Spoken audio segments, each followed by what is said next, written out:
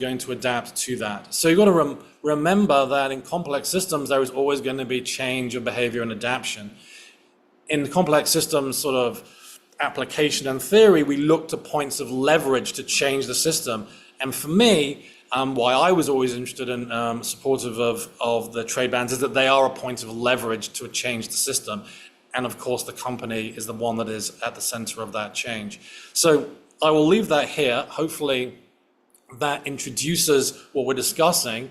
And I'm going to start the conversation by, I first met Anna probably in her first week when she joined CBP. I was bringing information about tobacco plantations in Malawi, and I remember she was rushed in because she was going off to another meeting, handed the information over. And what I remember is that there was a lot of building to be done, and I felt, as time went on, lucky to watch the Office of Trade actually develop and grow under her leadership. And I want to take her back to that point because one of the questions that Professor Fudge sort of raises is that the design of the legislation and the design of, and I think she doesn't say this, but I think implied is the design of the office leads to this sort of these what she calls, I think really she's referred to suboptimal outcomes.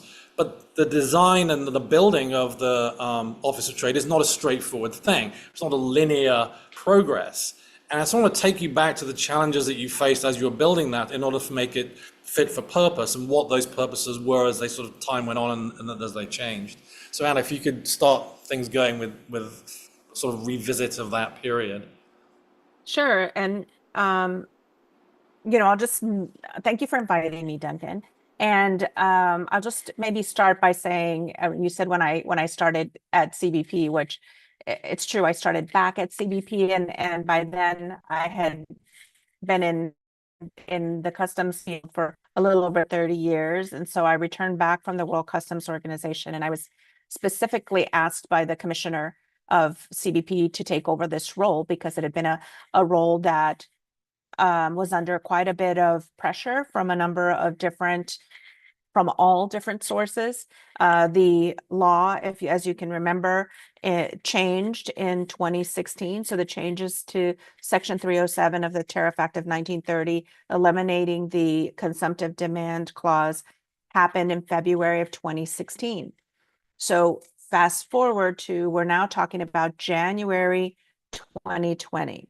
And so January 2020, those entities, whether it was civil society, whether it was congressional representatives, the White House, everybody was under the impression that the big stumbling block towards enforcement was the consumptive demand clause in the law, which it was a big stumbling block for the enforcement agents to be able to take steps. But you don't just go from 0 to 60 in this case in a very short time, because keeping in mind that for many years the agency did not have the authority to take enforcement on this prohibition, and so it had to actually start building foundations for enforcement. It didn't have resources when the law changed. Resources didn't come about until 2018. And so as the agency worked to set itself up to be able to take enforcement, there were some critical steps that I think were really important in kind of resolving some of the log jams in progress. Some of that was internally to the agency, having all different offices had a role to play in enforcement, be on the same sheet of music. That was very important. Most people think, oh, it's just CBP.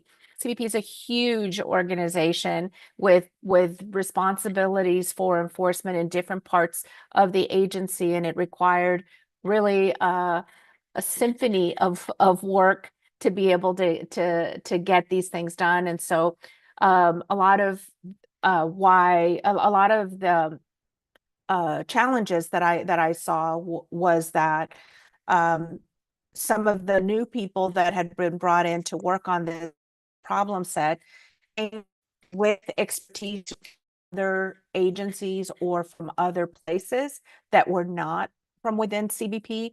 And so to some extent, they were struggling with being able to maneuver the internal dynamics of the agency.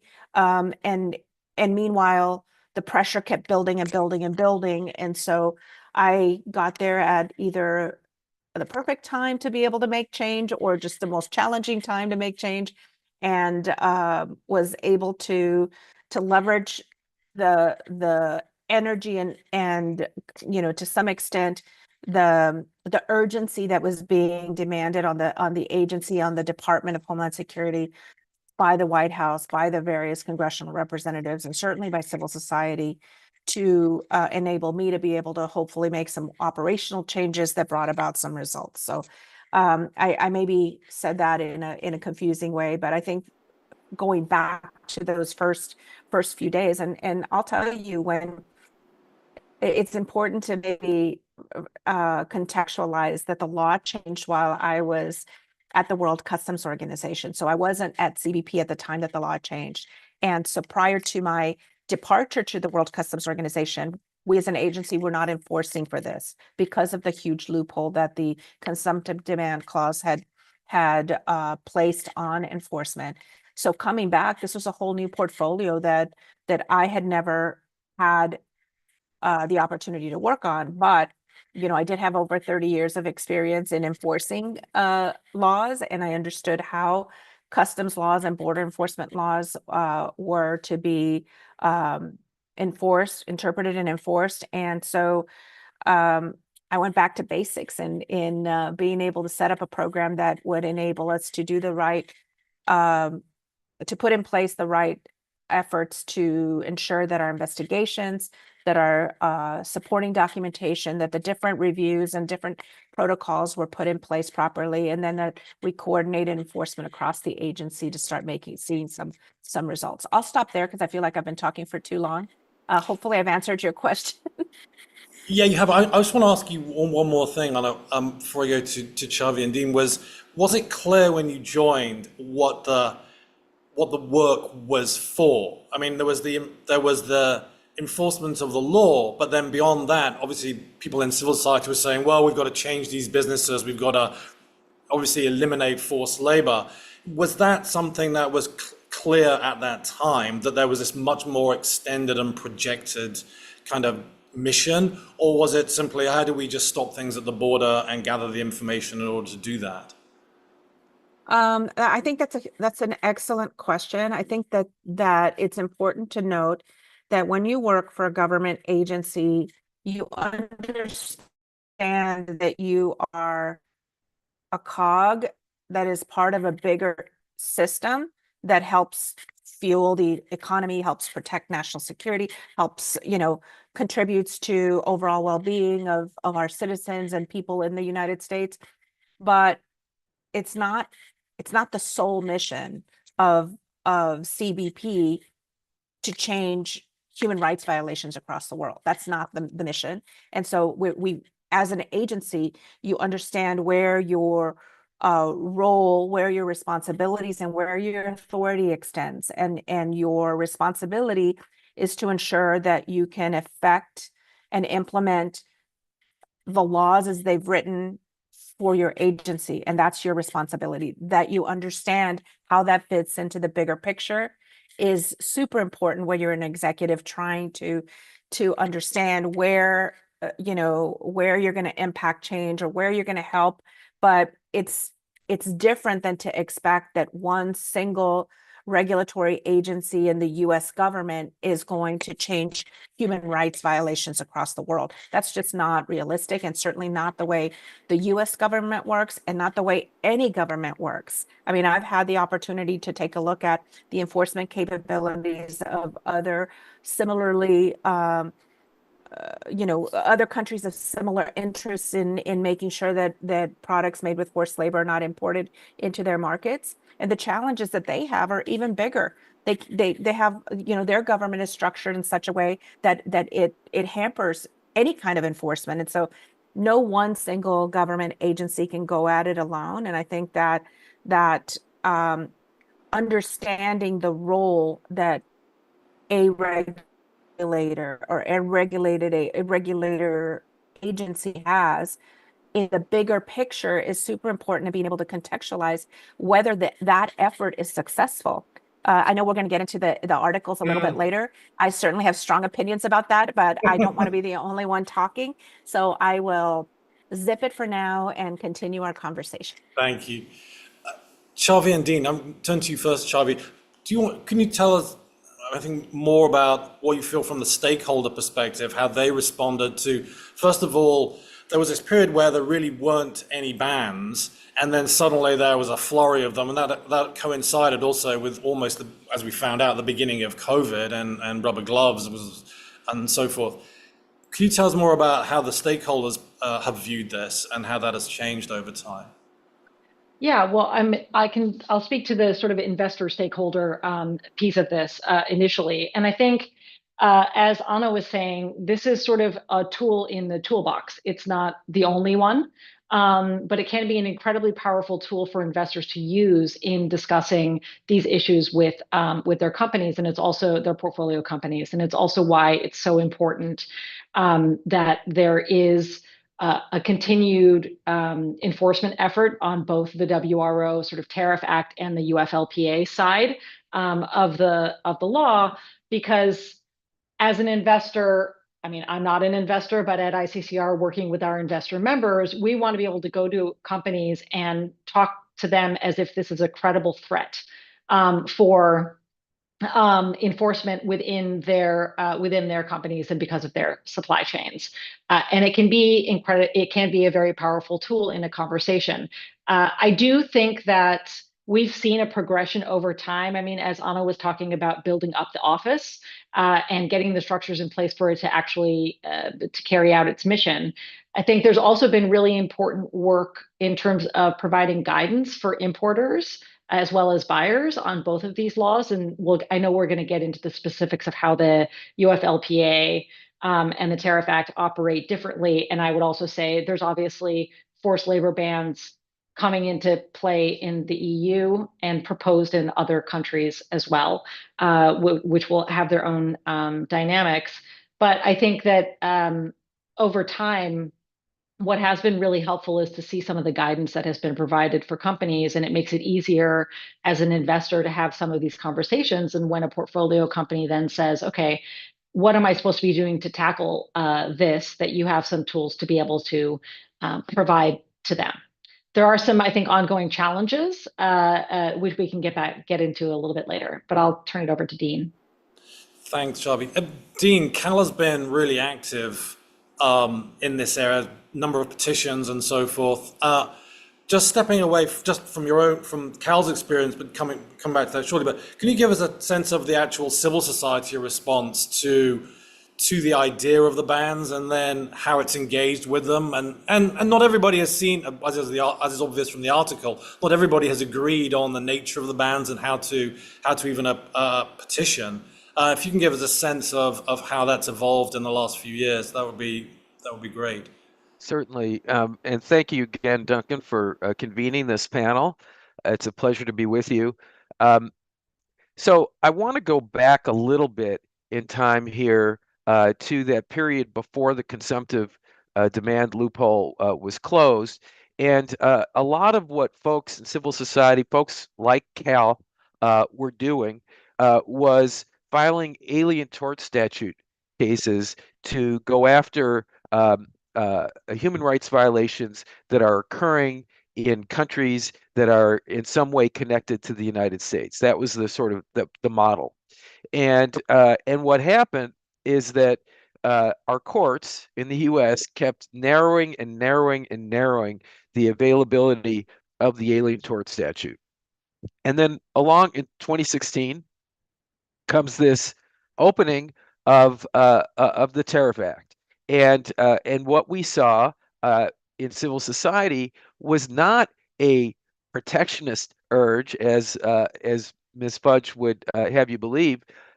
It was an urge to hold companies in the United States responsible for activities in other countries, human rights violations in other countries, that they were facilitating in some way by their role in the supply chain as a purchaser, as a entity that's trying to drive down costs in supplier countries. So not protectionist, but actually trying to help the workers in those countries. Now, of course, state-imposed forced labor it creates different issues and an increased obligation to disengage when there's a connection to state-imposed forced labor. But just speaking about the Tariff Act in general and Section 307 in general, the objective on civil society's end is to help the workers in those countries, not to cause disengagement. And I've heard folks at CBP over the last several years, several times talk about how their goal ultimately is to have the trade, not the restriction. But the restriction enables the all of the entities on the supply chain, and especially the buyers in the U.S., to clean things up, to address those forced labor violations, to make sure that they know. Like back in the day, a lot of times what you heard in civil society is, well, we investigated this minimally, and we found out that there's not a problem with our supply chain. No, you have to know all the links in your supply chain, all the way down to the raw materials, and you need to be responsible. Like, for example, if you ask questions about your suppliers, or if you ask questions of your suppliers and you don't get real answers, that's a red flag. And the buyer needs to be cognizant of that, and the buyer needs to take into account all the stakeholders that you talked about, Duncan, who will be adversely affected by a government action that would restrict the trade, not for the purpose of restricting trade in general, or even for the purpose of helping a competing U.S. company, but for the purpose of cleaning up the supply chain. Anna, do you want to respond to that? I mean, I think that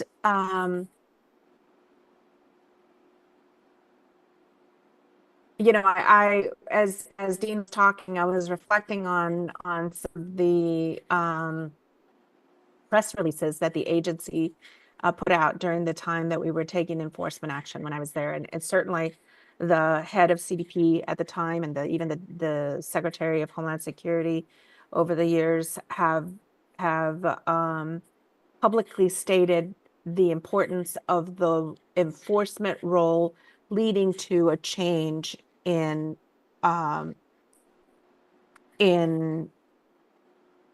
human rights in other countries. There is a bit of an effort in that regard, but ultimately it's about ensuring that even when we're looking at it from an economic perspective, that we don't have unfair trading practices by having companies that are abusing human rights and having a lower, let's say, labor costs because of these human rights violations, unfairly competing with other businesses that are protecting human rights and are paying people a living wage or whatever the appropriate, you know, wage is in the country of production of the competing goods. I mean, those are normal things that everybody wants. Everybody wants fair competition. And if you even just look at it from a perspective of unfair trade, it's terrible what happens to the workers. It's terrible what the human rights violations, but also it's not just those workers that are impacted. It's also the other workers from other companies who maybe are going to go out of business because the competition is just not working well. So the law isn't let's do away with forced labor across the world. The law is let's prevent these goods produced with forced labor from coming into our market, because it will have an impact for those workers that are being abused in those companies that are being abused, and for those other companies where workers are not being abused but should have a fair share of the market. I don't know if I went off too far on what the conversation. No, Chavi. Can I just add? Yeah, I think it's also important to one of the ways that I think about this is the forced labor bans and other forms of legislation. I think some of the human rights and environmental due diligence legislation that's come out as well, even in its slimmed down form, has this in part as its aim and goal as well, which is that it makes it harder for companies to continue to perpetuate a system in which they shift responsibility down to suppliers further down in their supply chain. And that is, traditionally been quite easy to do, particularly as supply chains have gotten more global and more complex. And there really was no expectation necessarily to know what your supply chain looked like. And I think that these forced labor ban, again, in different ways with UFLPA and Tariff Act, make it harder for companies just to shove it away from them and say, I didn't know about that, and therefore I have no responsibility to take care of that. If you are potentially on the hook for in the scope of an enforcement action, then you actually need to start doing a little bit of your homework to figure out what is in your supply chain and where your products are coming from. And again, to take it back to an investor perspective, I think that plays into analyses of short, medium, and longer term risk for the companies in which you are investing. And even beyond the moral case that ICCR investors tend to focus on as well, because ICCR investors have long engaged companies on lots of issues around trafficking and forced labor. When you start to look at the potential for enforcement action, as well as all the instability that can come with a workforce that you're exploiting, as well as operational risk if you get a forced labor ban, that starts to play into a longer term investment risk analysis that should be a part of what investors are looking at with their portfolio companies. Shelby, do you think that investors, the trade bans, as they started to be issued, created a new kind of moral conundrum for investors? Because they were really at some distance from this issue, as you said, through complex work. Suddenly it's directly affecting revenue. And did you find that investors were like, okay, this actually is now something we've really got to understand how we position ourselves and feel about it? Yeah, so I wasn't. I'll admit I wasn't in this work at the beginning, but what I'm seeing at the time when the trade bans were first in place, so I don't really have a great sense of what the dynamics were at that time. What I see now is that there is still a need for investor education on this. So that's a good amount of what we're doing. It does lead to some funny conversations with companies where you will have a dialogue and they will say it's a apparel company that is a sort of opportunistic buyer, and therefore they say that there's no way that they can trace their supply chains. And yet they have a sign on a note on their website and on their supplier code that says they will not tolerate any violations of the UFLPA. And I'm thinking, if you're not tolerating any violations and you don't know what's in your supply chain, those two things don't match for me. Right. And so that's a point of conversation then as an investor.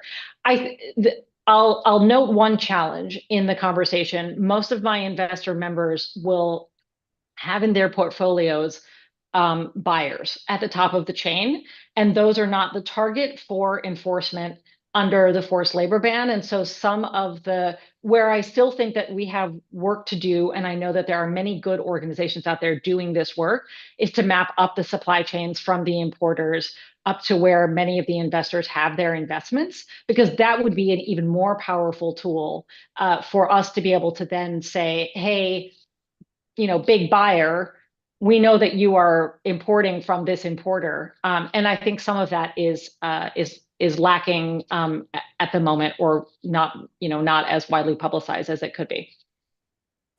Yeah, I think so too. Certainly there are criminal provisions that are available, and unfortunately, because the way our criminal system works, it makes prosecution very difficult.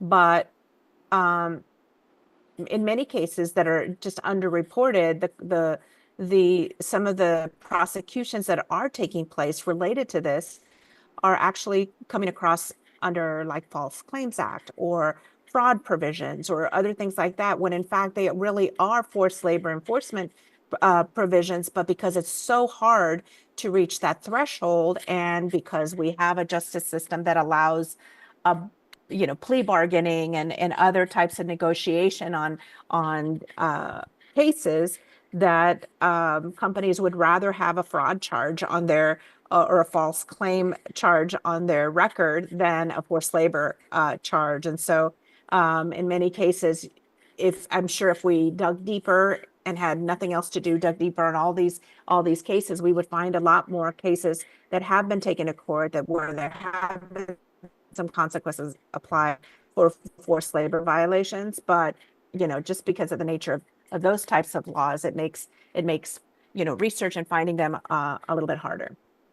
Let me just jump in with a comment about two tools that have been underutilized by CBP, but I'm expecting great things in the next year, 2 years, in terms of bringing these tools into the mix to cause importers to step up their efforts in combating these abuses in their supply chains. First of all, there's civil penalties. There's a provision, I'm just going to call it 1595A, that says that when an importer makes an importation contrary to law, that civil penalties can be imposed. And it's not just an importation, it's also an attempted importation contrary to law. Now, I think CBP has been a little bit reluctant over the past few years to utilize this provision, and Anna can certainly comment on that. But I expect that they are going to step up on that. They've certainly given every indication that they will be stepping up on that. The second one is seizures, and usually you hear this one in the context of seizure and forfeiture, but I'm just going to use the term seizure to encapsulate that. And there again. CBP can use this authority if there has been either a finding, not just a withhold release order, but a finding that there's a forced labor violation in the supply chain, or if CBP determines that there's been probable cause of a showing of a violation of that nature. So, for example, with the Uyghur Forced Labor Prevention Act, when they apply the rebuttable presumption, in that context that there has been forced labor, that should be considered probable cause of a violation, and seizures and forfeitures can occur in that context. I expect this will happen also in the next year or two. You're going to see more and more of that. So I take the points about the criminal penalties, but there are some civil penalties that we need to think about as well. No, completely agree with Dean on that. I mean, I think that there's been a lot of work on CBP's plate, so to speak, and resources play a big role on what can be accomplished. I do think that companies that are in the business of importing have seen a great deal more scrutiny into their supply chains. I mean, some deep questions where before, back in the time when I worked as an import specialist, I'd sent some CF-28s, which is a customs form for requesting additional information, and there may be some questions about the product or some questions about the valuation. But now, I mean, the agency is much more sophisticated. They have a lot more regulatory auditors on staff. They're looking at things from a more forensic accounting kind of way. And so it's not okay to just say, oh yeah, this is what I paid. Oh, really? Well, then send me your proof of payment and show me, over time your proof of payment. And what other things did you pay for? Because especially now as we're battling, or the agency's battling, I don't work there anymore, but as the agency is battling concerns about origin for multiple reasons, obviously for forced labor related issues, but certainly as there have been some maybe a few changes with regards to the amount of tariffs that are charged on products, the origin of where these products come from makes a difference. And so there are a lot of questions asked, a lot deep questions asked, and companies are now struggling. I like to think that when we started doing forced labor enforcement, we actually started training companies in getting transparency into their supply chain. So we actually help them. They're in a better place today thanks to our forced labor enforcement practices from 2020, 2021. Because they prepared themselves. They've come a long way. I think many companies have come a long way with regards to transparency into their own supply chains and putting in place traceability that would, in many cases, include origin verification. Can I come in on that briefly? So, so Duncan, I think you had a slide up that just showed sort of all the different actors, also internal to a company, and as with many many sort of enforcement areas, you often then have to bring together parts of the company that didn't necessarily talk to each other all that often. And so here, you're bringing legal and procurement into conversations where that they wouldn't necessarily have had before. And I think that obviously has a number of different knock-on effects within the business itself and requires education and time to build those conversations in a constructive manner. It's helpful in an investor conversation as well, because now when we go into those, we request people who have knowledge of procurement and supply chains and often have a better chance of getting somebody on the line, even though we were previously having conversations about supply chains. When it also has to do with a law, then you're more likely to get the right people in the room for, because there's a little bit more of a sense of urgency. I also think that in terms of tackling the supply chain, I think we're going to get to, I want to get to prevention and remediation and before we close this hour. But there is also some evidence in a preliminary review from the Policy and Evidence Center at Oxford that these forced labor bans are prompting some of the larger suppliers in the global South to start changing their practices in order to, because they have felt the impact of bans. And so I think that is a really important, if that is happening, this is preliminary sort of analysis, but if that is happening and happens on a more widespread basis, that will be a really important tool in thinking about affecting change across the supply chain. Thanks for that, Chavi. That's we're going to talk. I think we must talk about the impact and the two articles before we come to the hour. But going back to that idea of the adaptation, the sort of changes in the global South. I mean, as a complex system, all of the actors will adapt. Some of them will adapt in ways that we want, but some of them are going to adapt in ways that we don't. And I always find it kind of strange to listen to people saying, well, now they're doing things that we don't want them to do, but they're going to do that. And that's what businesses do. They're going to look for their version of a way out. Some people's way out is to comply. Some people's way out is just to double down on what they're doing. and people just don't realize, or they somehow are optimistic and there's a confirmation bias in there. What I want to do is talk about the two articles. Those who haven't read it, what I'm going to do is I plucked out some quotes. So this is from Judy Fudge. There is also evidence that bans can be have unintended effects that are harmful to workers. For example, there is nothing to stop a lead firm in a global supply chain from simply cutting ties with a supplier who has been issued a WRO. Some might say that that's the whole point. Exploitive firms should be starved of contracts until they close. But without a safety net, workers are sacrificed under this approach. They lose their jobs and wages with no guarantee that their next employer, if there is one, will be any better. In reply, I've plucked this paragraph out from Anasuya and Martina. Section 307 of the Tariff Act isn't perfect, but it's powerful. We can't let the perfect be the enemy of the good. Human rights groups see import bans, especially when paired with strong due diligence laws, as game changers. Import bans push companies to address forced labor in their supply chains in ways that voluntary corporate social responsibility measures never have. That is to be applauded, not condemned. So I want to just throw it straight out to Dean, if you can start with, is this debate of impact. You're filing petitions, you've had some WROs issued from those. Has the impact, how have you calibrated what you're expecting as impact and what you found as impact? So thank you for the question. I think that it's really important to view the claims that Professor Fudge makes in the context of the efforts of organizations like CAL. The idea that it's all protectionism or all disguised protectionism, I think is just flat out incorrect.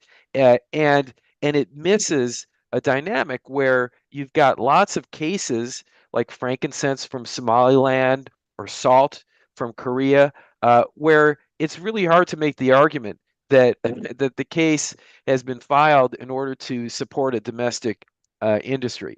So there's that, and then also the idea that you cannot use this law, Section 307, in order to trigger and stimulate worker-centered remediation is also flat out wrong. Yes, the law doesn't stipulate that that's the kind of remediation that's going to occur, but the law enables the agency to take reasonable actions to address forced labor violation and to get companies to think about what they're doing to either to incentivize or disincentivize that kind of behavior. So, for example, Cal has certainly been open to conversations both with the Department of Labor and CBP and with other entities in which we discuss what a worker-centered remediation process would be like. And the idea is that CBP, which may not or may choose not to identify exactly what program has to be employed in order to eliminate the conditions leading to forced labor, that's their decision, right? But if they do that, they can still evaluate a program that is intended to eliminate the conditions leading to forced labor by empowering workers. In our view, that's the only way to really sustainably eradicate these practices. It's to give workers a voice and make improvements in the conditions that affect their lives directly. So that includes the ability to grieve when there's a problem that is arising in the workplace. It includes just basic human working conditions that are often deprived, that the workers are deprived of. And it also means that the company has to pay a wage and not hold economic weapons over the workers that deprive them of their livelihoods. Yeah, Anna? I want to jump in if I can. I mean, I think, I mean, this is a conversation that we could be on for hours and hours. I think, you know, kind of tagging on to uh, Dean's comments, I think a huge, you know, of course, I see it more from my time in the government, and certainly now that I'm outside the government, looking at it from the private sector's perspective. But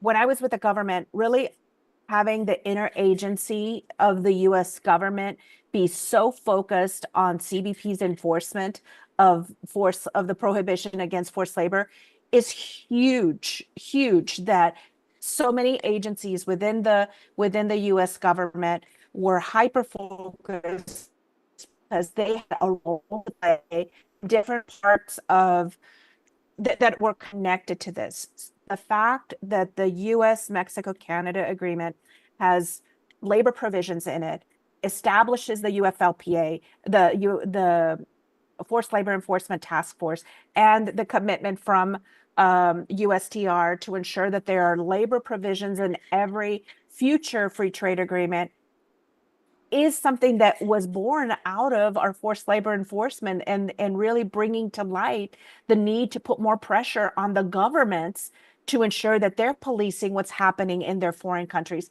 I think saying that it's not, obviously I'm biased because some of the work that I did is being criticized, but I just think that it's important to recognize the wins. It's the wins are huge. I've seen countries who, I mean, and I'll tell you, my experience was first it's the company and then it's the country that go through these 7 stages of grief. No, impossible, not us, can't be us. There's no forced labor here. And then, you know, over time, as they started getting impacted financially, whether it's the company themselves and then the country, then they start looking at it from, different phases of grief, and then coming to the realization, okay, maybe we can make some changes that will put in place. Malaysia, for example, never had a housing standard for migrant workers. It's no secret that Malaysia has to import, foreign workers to enable all of the industrial manufacturing that they have there. To have a basic standard of living for migrant workers is super important. It now gives, I think, migrant workers at least some kind of law to complain against. When there is no minimum standard, then there's nothing out there for them to say, we're 200 men living in one room with 4 toilets. Nothing that says that's not okay. And so I think a lot of change has come about, and I find it a little maybe too myopic to not really recognize the overall change that has happened in many countries, certainly within the coalescing of the US government agencies to work in a much more coordinated fashion to bring about that change, recognizing that no one agency has all of the responsibilities, but collectively a very strong team to move forward on this effort. Chavi?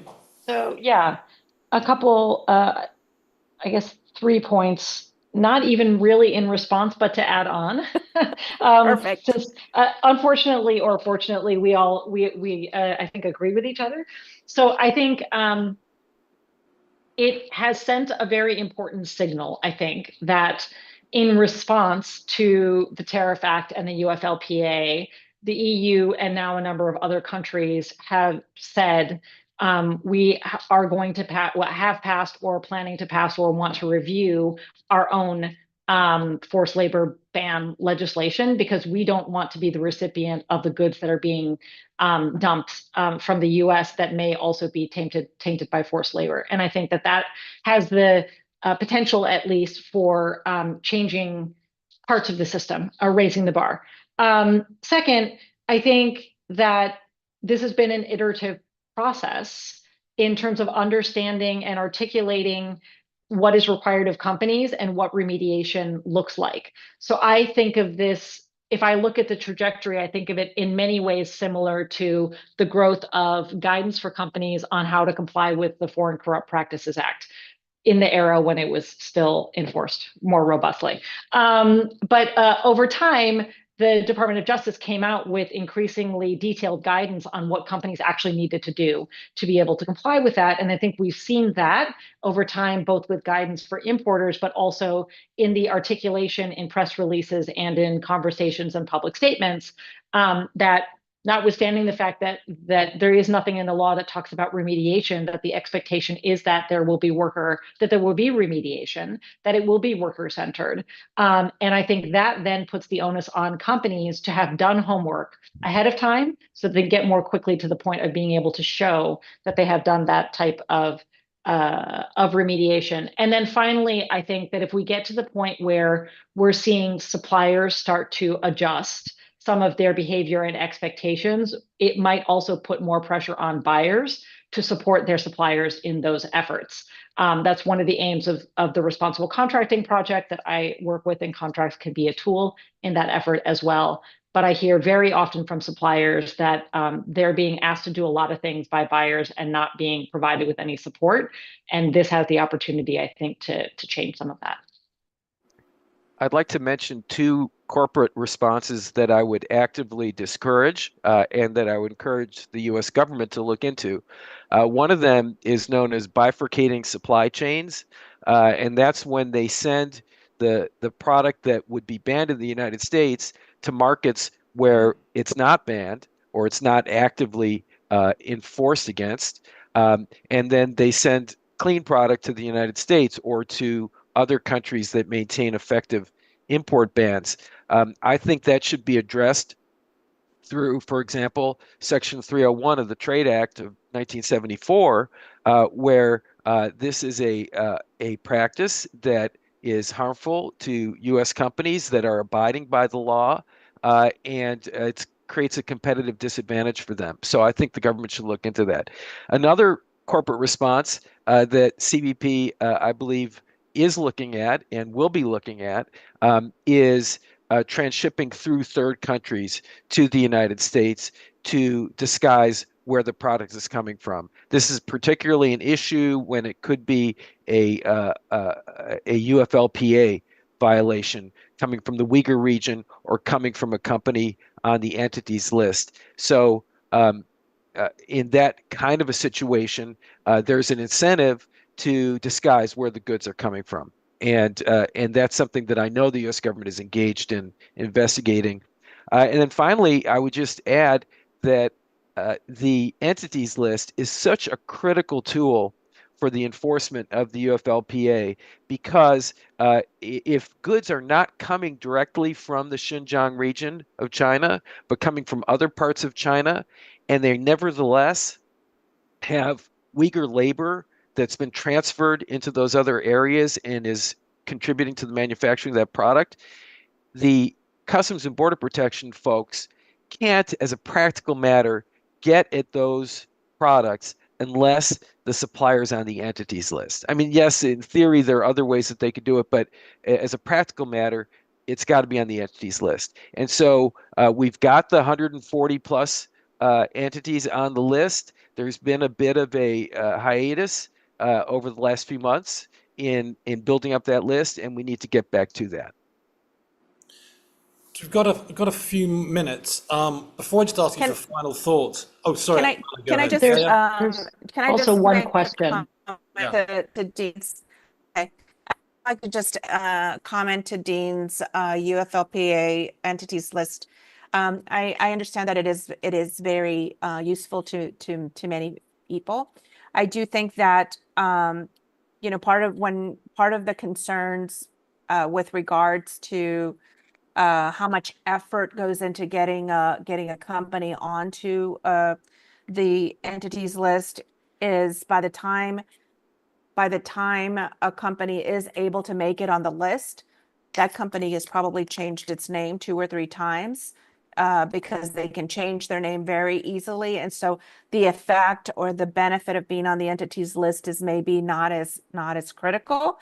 I think that to the extent that there is information on companies that are part of forced labor transfers or other types of illicit activity, definitely using the forced labor portal to send that information in is extremely valuable because CBP can use any information that's received for investigations or for targeting purposes, and they are able to do some further research that would enable them to target the goods. And then, of course, the onus is on the importer to demonstrate that those goods are not produced with forced labor or not from the Uyghur region. So I just wanted to say, yes, the entities list is good.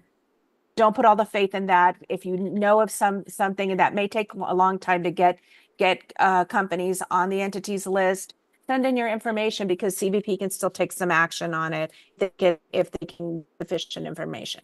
So I'll stop there. Go ahead, Duncan. Thanks. So last question, there's a question which is about almost second order impact, which is how can the ban be used to protect those individuals who are working in the local country with the workers that are obviously just, are stakeholders there, often exposed to retaliation. Chavi, any thoughts on that? No, I'm going to pass that one actually to Dean, at least in the first instance, because I suspect that he has more on the ground impact experience with that. Can you explain your question a little bit more, Duncan? The question is really how the bans can be used, if at all, or how the process can be used to protect civil society, for example, who are on the ground with the workers in the company where the factories are.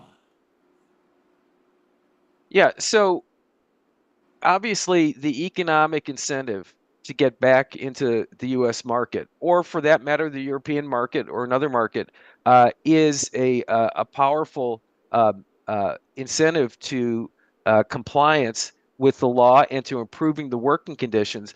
But there's no substitute for civil society getting down into those countries and talking to the workers and reporting on the conditions that are affecting those workers. I will tell you that to just take an example, we had folks down in the Dominican Republic talking to sugarcane cutters whose conditions were not being appreciably improved as a result of the withhold release order.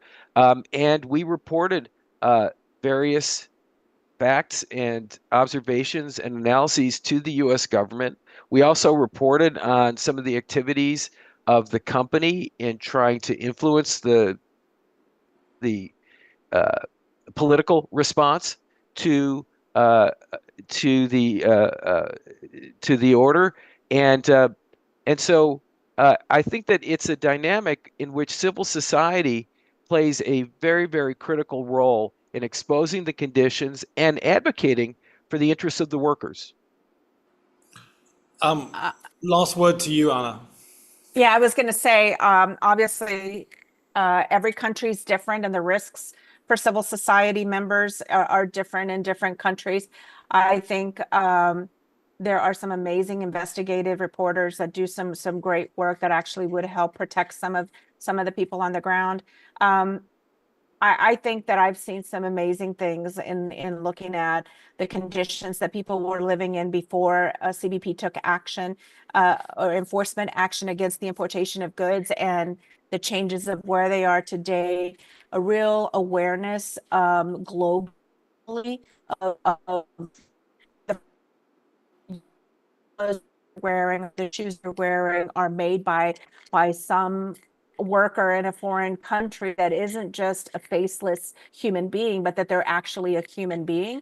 I think no other time was a better example of that than during COVID, when we were looking at the rubber glove situation and where we had shortages of rubber gloves, but nobody wanted rubber gloves that required somebody to work as a slave to put them together. And so I think we are an interconnected world, and I think what we do in one place can really have a positive impact on another place. I just hope that civil society gets energized and continues to do the hard work that they're doing to protect workers across the world, because ultimately it will trickle through to business, will trickle through to government, and hopefully create a better place. Thanks, Anna. Thank you all, Chavi and Dean as well, and thank you very much for the audience for attending. Goodbye. Bye. Thank you. Thank you. Thank you.